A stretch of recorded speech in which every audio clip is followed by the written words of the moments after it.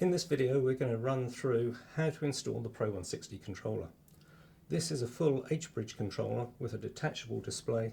Depending on the version it can go up to 84 volts and 200 amps. It's got a wide range of features that make it suitable for many hobby and industrial applications.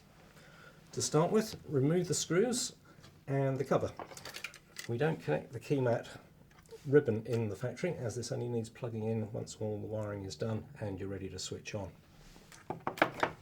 First we'll start with the mechanical fixing.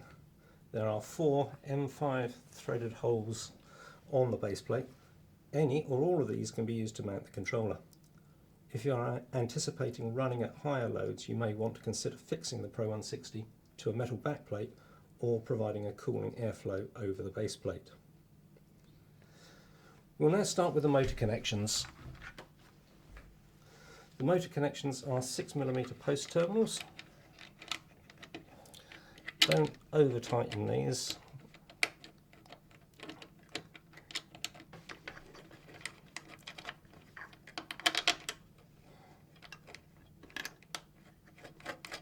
Don't forget to fit the suppression components.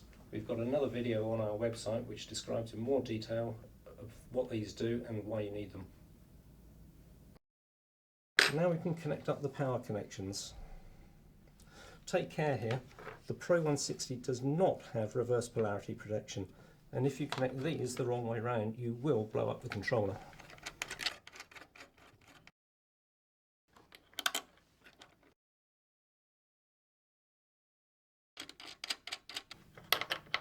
Don't need to over tighten these. We always recommend fitting a fuse and battery isolator. Now we'll move on to the control wiring. The main control input is this socket. This uses a 6-way IDC connector to connect the speed control pot, the ignition switch and the reverse switch. There's a separate video on our website which shows in detail how to fit these connectors, but in the best Blue Peter traditions, here's one I prepared earlier.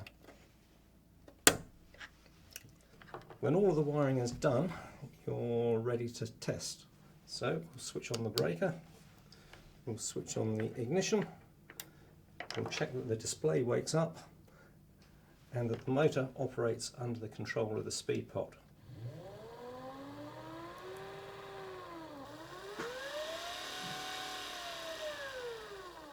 And also that the reverse switch works.